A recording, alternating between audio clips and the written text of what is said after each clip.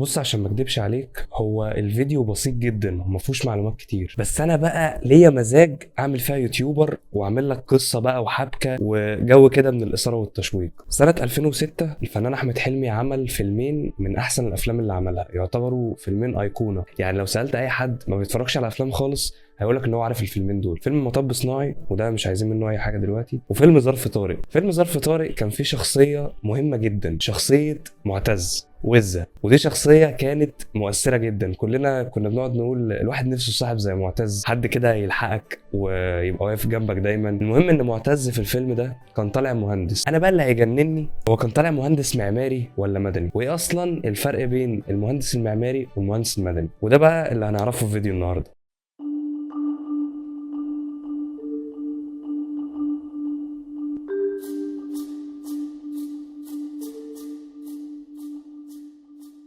مساء الفل يا شباب.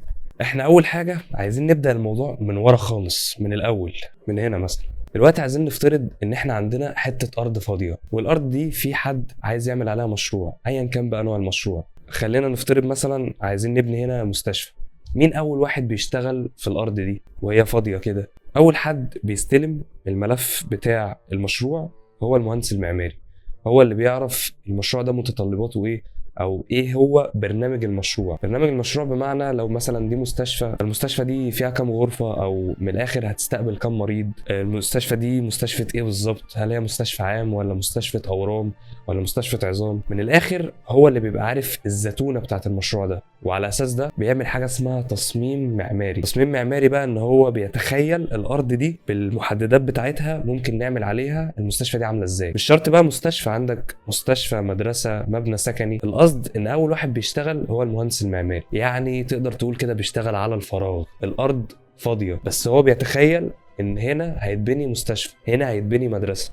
ده باختصار مهمه المهندس المعماري. طبعا الموضوع اعمق من كده بكتير، لان المهندس المعماري مش بس بيصمم، بس هي دي اشهر حاجه واكتر حاجه بتميز المهندس المعماري. طبعا المهندس المعماري بيقدر يعمل اعمال اشراف، اعمال تنفيذيه، ولكن خلينا دلوقتي نتنقل من المهندس المعماري للمهندس المدني.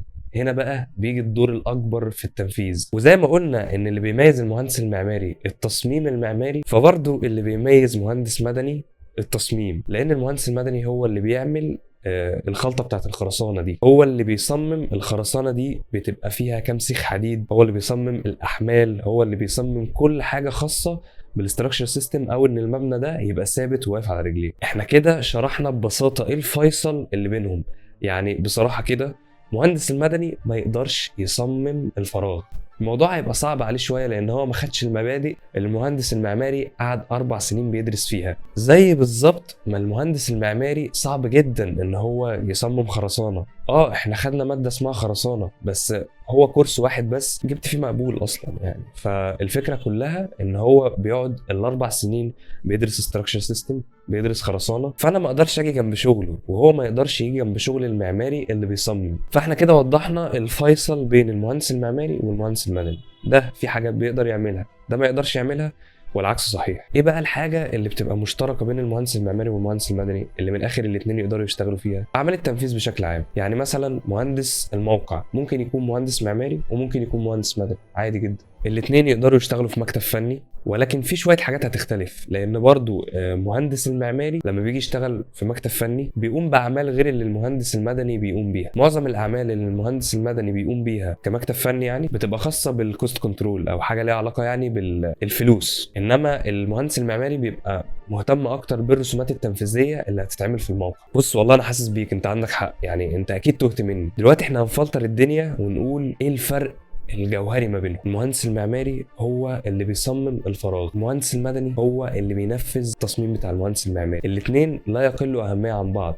المهندس المعماري عمره ما هيقدر ينفذ اللي في دماغه من غير المهندس المدني. تاني، المهندس المعماري والمهندس المدني غالبا شغلهم قريب من بعض جدا وما يتخلوش عن بعض. وبس كده خلصت الحلقه بتاعت النهارده. وزي ما قلت لك الموضوع بسيط جدا، بس انا حبيت اخلي فيه شيء من المتعه يعني. اتمنى يكون الفيديو عجبك، وان شاء الله الفتره الجايه هنبدا نركز على محتوى الهندسه المعماريه. انت اكيد هرشت يعني ان انا مهندس معماري مش مهندس مدني، فلو مهتم بمحتوى الهندسه المعماريه تقدر تعمل سبسكرايب في القناه، وتعمل لايك، وتفعل زر الجرس عشان يوصلك كل الفيديوهات اللي جايه ان شاء الله.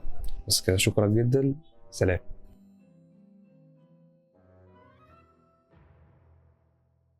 مساء الفل يا شباب. احنا النهارده لا ايه ده وحش قوي.